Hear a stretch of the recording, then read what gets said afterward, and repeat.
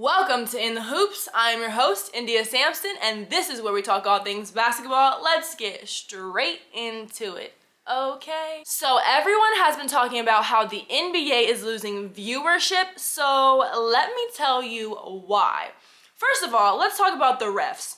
The refs, now they have been a problem for quite some time now, and they really just don't even let players play. Like literally the other day, Ja Morant got ejected from a game because he was just frustrated with a play. One play. Literally, he was just like, oh my goodness. And I saw, I think it was Mariah Rose, who is Jalen Rose's daughter. She said something like, yeah, even junior volleyball players have gotten more frustrated than Ja Morant on that play. So it's like, why are you ejecting him over something that he's doing? He's not hurting anyone. He's not doing anything to any of the players, to you, to the people in the stands. Like, come on now, you know what I'm saying? And the refs with fouls, y'all, like, it is so bad. I know you guys see it. Like, they'll call a foul that somebody just, oh my goodness, I just touched him. Be like, how is that a foul? That's not a foul. Like, and sometimes they won't even call the hard fouls. Like yesterday, I was watching the Wizards and the Nuggets, and y'all, Jordan Poole was getting fouled left and right. And did they call a foul?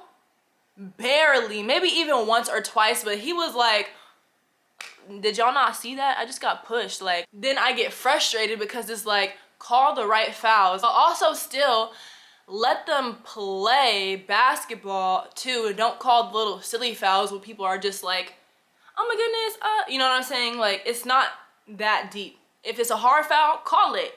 If it's not a hard foul, maybe continue the play. Another reason why the NBA is losing viewers, I think, is because players really don't want to play anymore. Like, to me, there's no passion. Like, even how it was back in the 2000s, you had Kobe, like, he was playing off injuries. Like, that man was really hurting for real.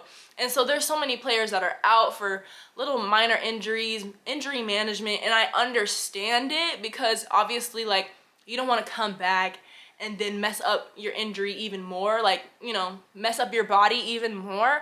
But it's also like, they did it back then, and also viewers want to see, you know, viewers want to see the plot. Like, oh my goodness, he just came back off of an ankle injury, now he's like, you know what I'm saying? It's kind of more for the plot and more for the consumer than the player.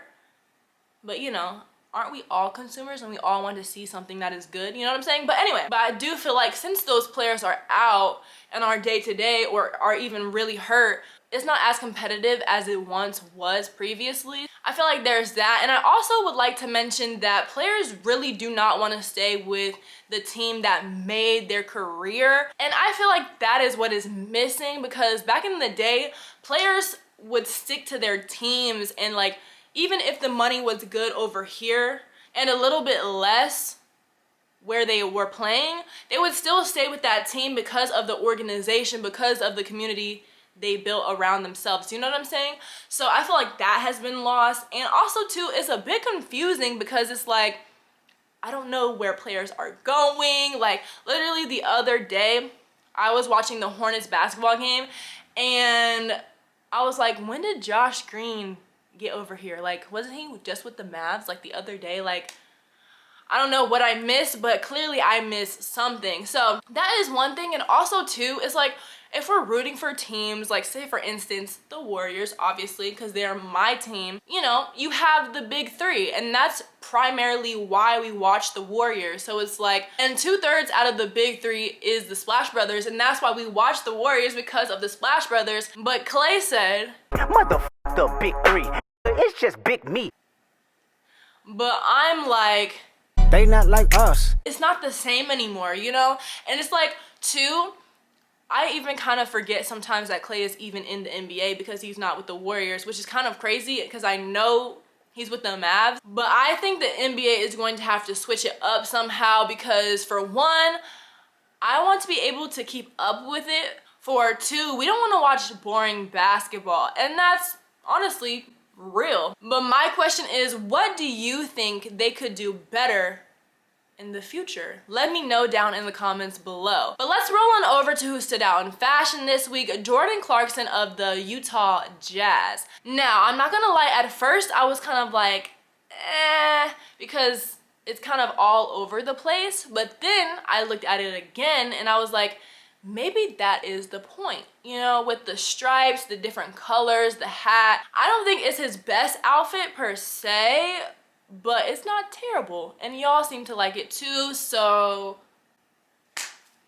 But the person that wins the trophy this week is LaMelo Ball with this black and white fit. And honestly, he's kicking Dyson Daniels out of the best fits this season, because it's like 1, 2, like almost every week he's been in the fit polls.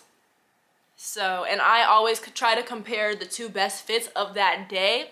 So, I don't know. He's been in a lot of them lately, and what I think I like about Melo's outfits is he wears his brand. Like, he reps his brand, he reps Puma, he reps La France, which is also his, you know, his brand. And there's always going to be either one of one, not from here, an alien, or something like that on all of his clothes, and he has a variety of like style. It's kind of the same, but also it's kind of like not the same at the same time. Right now, he is at the top of the leaderboard in terms of fits. So, but who was your favorite this week? Make sure you vote in the community post here on YouTube every day. And also make sure you follow me at india.samson for more content like this. But with all that being said, thank you guys for tuning in this week. I will be touring Mercedes-Benz Stadium next week, so make sure you tune into that. That's gonna be